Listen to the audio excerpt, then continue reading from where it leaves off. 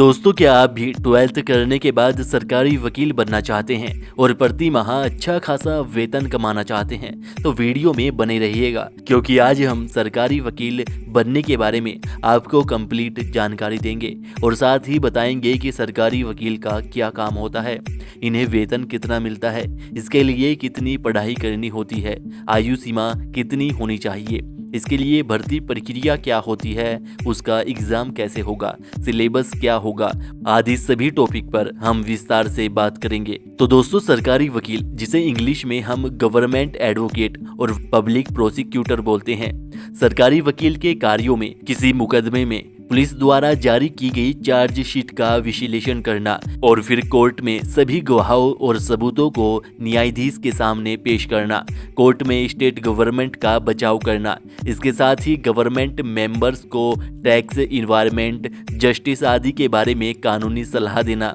उनकी मदद करना, कानूनी दस्तावेज लिखना, सरकार को नेशनल और इंटरनेशनल मीटिंग में रिप्रेजेंट करना आदि इस तरह के कार्य सरकारी वकील को करने होते हैं।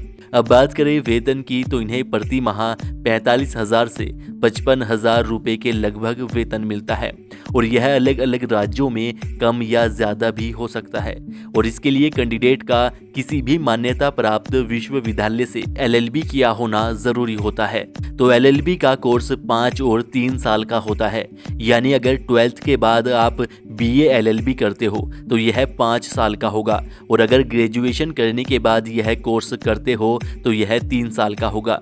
तो दोस्तों, कोई भी कैंडिडेट सरकारी वकील 2 तरह से बन सकता है, एक तो ADGC प्रोसेस के द्वारा और दूसरा APO एग्जाम के द्वारा। तो दोस्तों, सबसे पहले बात करते हैं APO एग्जाम के बारे में।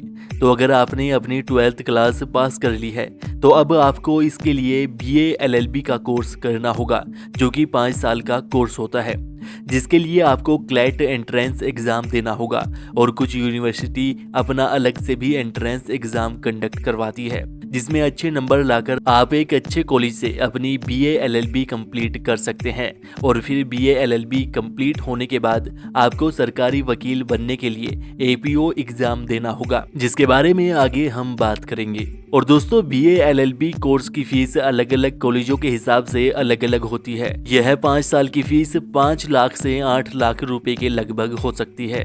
तो APO एग्जाम, जिसका पूरा नाम होता है असिस्टेंट प्रोसिक्यूशन ऑफिसर, दोस्तों यह एग्जाम प्रत्येक राज्य में अलग अलग होता है, जिसे राज्य का लोक सेवा आयोग आयोजित करता है। मध्य प्रदेश में यह एग्जाम ATPO के नाम से और राजस्थान में APP एग्जाम के नाम से भी होता है और बाकी ज़्यादातर राज्यों में APO के नाम से ही लिया जाता है। और दोस्तों, इसी तरह अलग अलग राज्यों के हिसाब से भर्ती प्रक्रिया में भी थोड़ा बहुत अंतर हो सकता है। इसके लिए कैंडिडेट की आयु सीमा 21 से 40 साल के बीच में होनी चाहिए। इसमें SC, ST और OBC वालों को 5 साल की छूट भी मिलती है, जिसके अनुसार SC, ST, OBC वाले कैंडिडेट की आयु सीमा 21 से 45 साल के बीच में होनी चाहिए।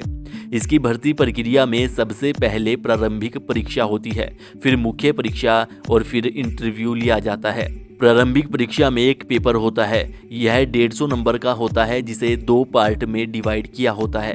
पार्ट 1 में जनरल नॉलेज के 50 नंबर के 50 प्रश्न पूछे जाएंगे और दूसरे पार्ट में एक्ट एंड लॉ के 100 नंबर के 100 प्रश्न पूछे जाते हैं। इसमें 1/3 नेगेटिव मार्किंग होती है और सभी बहुविकल्पीय प्रश्न पूछे जाते हैं।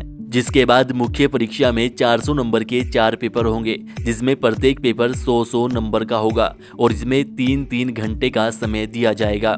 ये लिखित पेपर होते हैं, जिसमें general knowledge, general Hindi, criminal law and procedure, evidence law विषयों से प्रश्न पूछे जाएंगे। तो जनरल नॉलेज के सिलेबस में Indian culture, environment, botany, Indian economy, zoology, basic GK, Indian politics, basic computer, famous day and dates, chemistry, Indian history, geography, physics, invention in the world, famous books and author, sports, Indian parliament आदि से प्रश्न पूछे जाएंगे। Act and law के syllabus में Indian penal code, Indian evidence act, criminal procedure code, police act and regulation under this act आदि विषयों से प्रश्न पूछे जाएंगे। और जनरल हिंदी के सिलेबस में वाक्य सुधार, संधिया, कारक, विलोम, रस, अलंकार, वाक्यांशों के लिए शब्द निर्माण, वर्तनी, वचन, पर्यायवाची, तत्सम एवं तद्भव, वाक्य संशोधन, लोकोक्तियों एवं मुहावरे, त्रुटि से संबंधित अनेकार्थी शब्द आदि से संबंधित प्रश्न पूछे जाएंगे।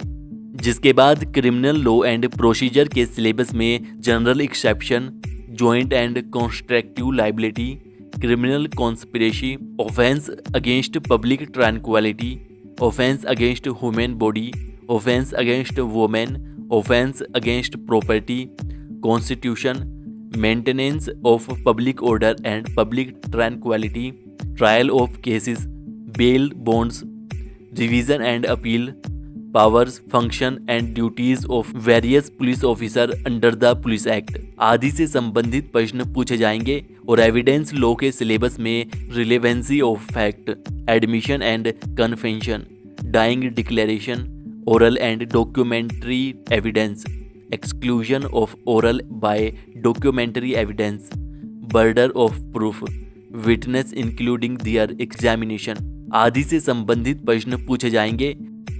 फिर एग्जाम क्लियर करने के बाद कैंडिडेट को इंटरव्यू के लिए बुलाया जाता है, जिसे क्लियर करने के बाद कैंडिडेट सरकारी वकील बन जाते हैं, जिसके बाद उन्हें कुछ दिनों के लिए ट्रेनिंग पर भेजा जाता है।